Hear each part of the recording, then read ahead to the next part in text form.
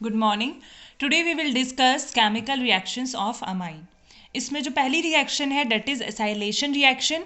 Acylation reaction वो reaction है जिसमें अमाइन के हाइड्रोजन का रिप्लेसमेंट होगा किससे? एसाइल ग्रुप से। अब ये एसाइल ग्रुप कौन से होते हैं? ये एसाइल ग्रुप होते हैं RCO। ये जो है एसाइल, इससे जुड़ जाता है कोई भी हेलोजन, तो ये फॉर्म करता है एसाइल क्लोराइड। तो इस तरीके से RCOCl जो है वो रिएक्ट करेगा किसके साथ? अमाइंस के साथ। चलिए रिएक्शन देखते हैं। हमने रिएक्ट करा है इथेनामाइन को इथेनॉल क्लोराइड के साथ। तो यहाँ पे इथेनामाइन में जो इसका नाइट्रोजन है ये कैसा है? इसके पास लोन पेयर्स हैं, तो ये न्यूक्लियोफाइल की तरह बिहेव करता है। और इथेनाइल क्लोराइड का ये जो कार्बन है ये इलेक्ट्रोफिलिक सेंटर है। क्यों इलेक्ट्रोफाइल की तरह बिहेव कर रहा है? क्योंकि इससे डायरेक्टली अटैच है दो हाईली इलेक्ट्रोनेगेटिव स्पीशीज, क्लोरीन और ऑक्सीजन। ये क्या कर रहे हैं? कार्बन के इलेक्ट्रॉन्स को अपनी तरफ खींच रहे हैं। तो ये कार्बन है इलेक्ट्रॉन डेफिशिएंट, इसके पास इलेक्ट्रॉन्स की कमी है। तो ये न्यूक्लियोफाइल इस कार्बन पे अटैक करेगा और फॉर्म कर देगा amide, RNH double बॉन्डो R dash. तो इस तरीके से अमाइड हमारा फॉर्म हो जाता है और रिएक्शन मिक्सचर से या इसका जो हाइड्रोजन है वो Cl के साथ निकल जाता है HCl के फॉर्म में। तो इस तरीके से इथेनामाइन को जब हम इथेनॉइल क्लोराइड के साथ रिएक्ट करते हैं तो हमें अमाइड ग्रुप का फॉर्मेशन होता है, एन इथाइल इथेनामाइड फॉर्म हो गया। ये था प्राइमरी अमाइन। अब हम सेकेंडरी अमाइन की बात करें तो सेकेंडरी अमाइन में एक हाइड्रोजन अभी भी प्रेजेंट है और दो एल्काइल ग्रुप नाइट्रोजन से डायरेक्टली अटैच हैं। अब रिएक्शन जब होगी ये डायरेक्टली न्यूक्लियोफाइल की तरह बिहेव करेगा, इस कार्बन में अटैक करेगा, तो ये बना देगा अमाइड C2H5 NC2H5COCH3 और निकल जाएगा HCl निकाल के बाकी ग्रुप को आपको जोड़ देना है। ठीक है, तो हमारा बन गया NN डाइथाइल इथेनामाइड। जब हम टर्शरी अमाइन को रिएक्ट करते हैं तो कि यहाँ पे इस नाइट्रोजन के पास हाइड्रोजन है ही नहीं, तो हाइड्रोजन नहीं है तो जब हम इसे किसी भी एसाइल क्लोराइड के साथ रिएक्ट करेंगे तो HCl कैसे निकलेगा? क्योंकि यहाँ तो हाइड्रोजन ही नहीं है। तो इसलिए ये जो रिएक्शन होती है ये रिएक्शन नहीं होती है क्योंकि यहाँ पे नाइट्रोजन के पास कोई हाइड्रोजन प्रेजेंट नहीं है। तो इसीलिए ये जो रिएक्शन है टर्शरी अमाइन नहीं देते हैं। ठीक है, अगर यहीं पे हमने इस मिथेनामाइन को अगर हमने रिएक्ट करा एसाइल क्लोराइड के, जहाँ पे R की जगह हमने कोई भी बेंजीन रिंग लगा दी C6H5 बेंजोइल क्लोराइड के साथ, तो एसाइलेशन रिएक्शन ही होगी। लेकिन यहाँ पे इस रिएक्शन को बेंजोइलेशन बोला जाएगा क्योंकि यहाँ पे एसाइल ग्रुप में यहाँ पे C6H5 जुड़ा हुआ है, R की जगह एल्काइल ग्रुप की जगह बेंजीन जुड़ा हुआ है, तो इसका नाम हो गया benzoyl chloride, that is benzoylation reaction होगी। ये नाइट्रोजन अटैक करेगा इस कार्बन पे, HCl निकल जाएगा और बन जाएगा अमाइड, NHCO अमाइड ग्रुप का फॉर्मेशन हो गया, बना दिया इसने N मिथाइल बेंजीनामाइड। तो ये थी एसाइलेशन रिएक्शन। अब जो नेक्स्ट रिएक्शन है वो है कार्बाइल अमाइन रिएक्शन। ये बहुत ही इंपॉर्टेंट रिएक्शन है, इसका कन्वर्जन में बहुत ज़्यादा इंपॉर्टेंस है। ठीक है, क्या होता है इसमें? अमाइंस जो हैं वो डायरेक्टली कन्वर्ट हो जाते हैं आइसोसाइनाइड में। आइसोसाइनाइड जो है क्या, कौन से ग्रुप होता है? साइनाइड आपको पता है CN होता है, CN साइनाइड होता है, RCN साइनाइड ग्रुप होता है। अगर यहीं पे R जब N से अटैच हो जाएगा डायरेक्टली, RNC जब फॉर्म होगा उसे बोला जाता है आइसोसाइनाइड। इसकी जो स्मेल होती है बहुत ज़्यादा फाउल स्मेल होती है, बहुत अनप्लीजेंट स्मेल होती है। ठीक है, तो अब रिएक्शन देखते हैं कैसी है। जब आप 1 डिग्री अमाइन को आपने RNH2 को रिएक्ट करा क्लोरोफॉर्म के साथ in the presence of strong base और हीट करा, तो क्या होगा? RNH2 जब CaCl3 और KOH के साथ रिएक्ट करेगा तो यहाँ पे 3 है मोल्स आपने लिए हैं KOH के, तो 3 के इस 3 Cl के साथ निकल जाएगा पोटेशियम क्लोराइड के फॉर्म में 3KCl निकल गया। अब है वाटर निकलेगा, इस यहाँ पे है 3 हाइड्रोक्साइड OH, 3 OH है और यहाँ पे 3 H है, तो ये बना देगा 3H2O। अब बचा RN और इस क्लोरोफॉर्म का C, तो ये दोनों जुड़ के बना देंगे RNC यानी कि एल्काइल आइसोसाइनाइड। तो इस तरीके से एल्काइल आइसोसाइनाइड का फॉर्मेशन होता है। ये जो रिएक्शन है ये सिर्फ प्राइमरी अमाइन ही रिएक्शन देते हैं, तो इसीलिए इसका जो यूज़ है वो प्राइमरी अमाइन के डिटेक्शन के लिए भी किया जाता है। अगर आपने एक कंपाउंड लिया है जिसमें प्राइमरी, सेकेंडरी और टर्शरी तीनों अमाइन है, तो उसमें अगर आप कार्बाइल अमाइन रिएक्शन करोगे तो सिर्फ प्राइमरी अमाइन ही रिएक्शन देगा। फाउल स्मेल जो होगी वो प्राइमरी अमाइन की ही आएगी, तो आप इससे सेपरेट कर सकते हैं, डिटेक्ट कर सकते हैं प्राइमरी अमाइन को। ठीक है, नेक्स्ट रिएक्शन है reaction with nitrous acid. Nitrous acid जो है उसका फॉर्मूला होता है HNO2। कैसे रिएक्ट करते हैं?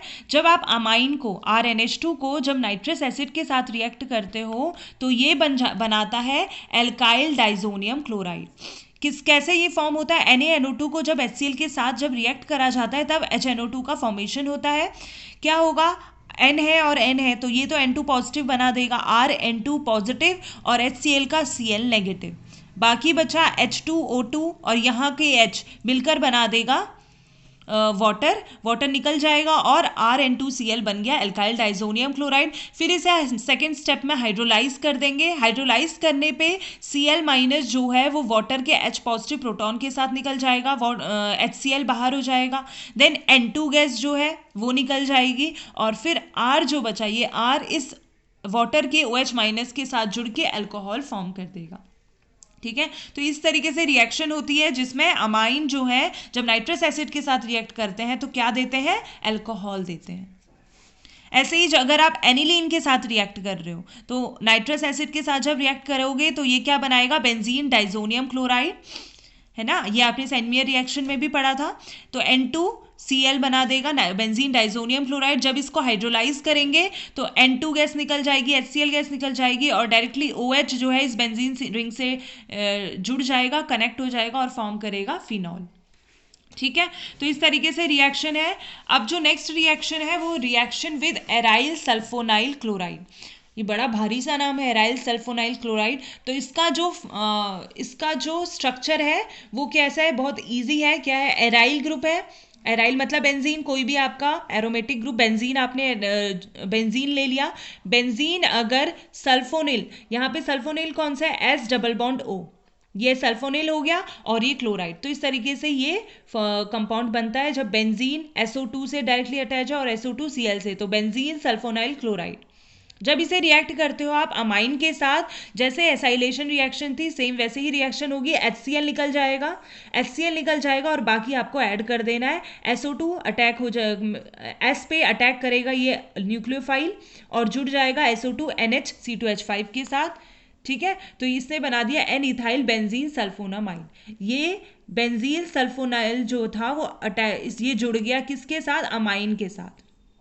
ठीक है, ऐसे ही अगर यहाँ पे ये तो प्राइमरी अमाइन के साथ रिएक्शन थी, सेकेंडरी अमाइन भी ये रिएक्शन देंगे, HCl निकल जाएगा और बाकी आप ऐड कर दोगे SO2 को किसके साथ? N के साथ, जो भी C2H5 ग्रुप अटैच है उसके साथ जुड़ जाएगा। टर्शरी अमाइन की बात करें तो क्योंकि टर्शरी अमाइन में हाइड्रोजन नहीं है तो ये रिएक्शन नहीं होगी, HCl निकल ही नहीं पाएगा, तो टर्शरी अमाइन ये रिएक्शन नहीं देंगे। तो यहाँ पे ये रिएक्शन एंड होती है। तो अब जो नेक्स्ट रिएक्शन है वो है इलेक्ट्रोफिलिक सब्स्टिट्यूशन रिएक्शन। ये लास्ट रिएक्शन है। इसमें इलेक्ट्रोफाइल जो है वो किस पे अटैक करते हैं?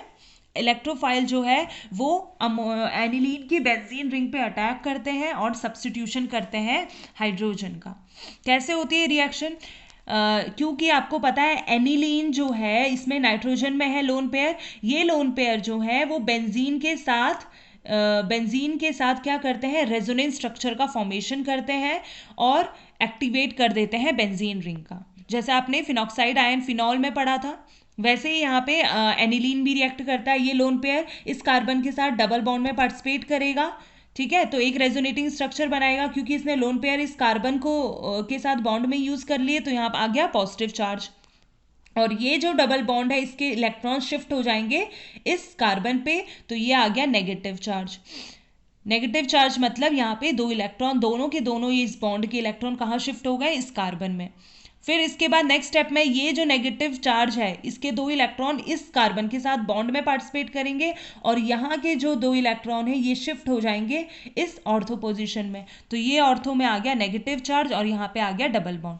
फिर नेक्स्ट स्ट्रक्चर में क्या होगा, फिर ये नेगेटिव चार्ज इसके साथ इस कार्बन के साथ डबल बॉन्ड में पार्टिसिपेट करेगा और ये जो डबल बॉन्ड के जो 2 इलेक्ट्रॉन है ये शिफ्ट हो जाएंगे इस कार्बन में। तो इस तरीके से नेगेटिव चार्ज फिर आ गया ऑर्थो पोजीशन में और नेक्स्ट में इसके बाद हमें ओरिजिनल स्ट्रक्चर वापस मिल जाता है। तो इस तरीके से 5 रेजोनेटिंग स्ट्रक्चर मिले जिसमें जो इलेक्ट्रॉन डेंसिटी है वो बढ़ रही है आपके ऑर्थो और पैरा पोजीशन में। तो जो भी इलेक्ट्रोफाइल है, इलेक्ट्रोफाइल मतलब इलेक्ट्रॉन लविंग ग्रुप, जिनके पास इलेक्ट्रॉन्स की कमी है तो वो तो वहीं पे अटैक करेंगे जहां इन्हें इलेक्ट्रॉन्स मिलेंगे। इलेक्ट्रॉन्स इन्हें कहाँ मिलते हैं, बेंजीन के ऑर्थो और पैरा पोजीशन में। ठीक है, तो रिएक्शन ऑर्थो या पैरा पोजीशन में होगी। इसके एक रिएक्शन देख लेते हैं इलेक्ट्रोफिलिक सब्स्टिट्यूशन की, दैट इज हैलोजनेशन। हैलोजनेशन में क्या होगा, इलेक्ट्रोफाइल होगा बी आर पॉजिटिव। Br2 में से जब आप ब्रेक करते हो तो Br पॉजिटिव इलेक्ट्रोफाइल जनरेट होता है। ये इलेक्ट्रोफाइल ऑर्थो या पैरा पोजीशन में ही ना अटैक करके तो दोनों पोजीशन में अटैक करता है। क्यों, क्योंकि ये NH2 है, वो हाईली एक्टिवेटिंग ग्रुप है। तो ये जो Br है वो ऑर्थो और पैरा तीनों पोजीशन में जुड़ गया, ट्राई सब्स्टिट्यूटेड एनिलीन इसने फॉर्म कर दिया। ये हमें मिल गया 2,4,6 ट्राइब्रोमो एनिलीन। ठीक है, अब हमारे पास तो ट्राई सब्स्टिट्यूटेड प्रोडक्ट मिल रहा है। अगर हमें कोई मोनो सब्स्टिट्यूटेड एनिलीन लेना है जिसमें एक ही ब्रोमीन ग्रुप या तो ऑर्थो या पैरा पोजीशन में जुड़ा हो, तो उसके लिए हमें क्या करना पड़ता है, इस NH2 ग्रुप की जो इतनी हाईली एक्टिवेटिंग ग्रुप है इसकी रिएक्टिविटी थोड़ी कम करनी पड़ेगी। इसकी रिएक्टिविटी को कम करने के लिए हम इस एनिलीन को रिएक्ट कर देते हैं किसके साथ, एसिटिक एनाहाइड्राइड के साथ। एसिटिक एनाहाइड्राइड के साथ जब रिएक्ट करेंगे तो क्या होगा, ये जो एनिलीन है ये प्रोटेक्ट हो जाएगा, इसका मास्क इसका एक मास्क की तरह कवर हो जाएगा किसके साथ, COCH3 के साथ। एसिटाइलेशन हो गया। नेक्स्ट जब ब्रोमिनेशन करेंगे तो अब जो ब्रोमीन है वो जाके सिर्फ पैरा पोजीशन में जुड़ जाएगा। ठीक है, क्योंकि ये बल्की ग्रुप है, ऑर्थो पोजीशन में अटैक नहीं हो पाएगा।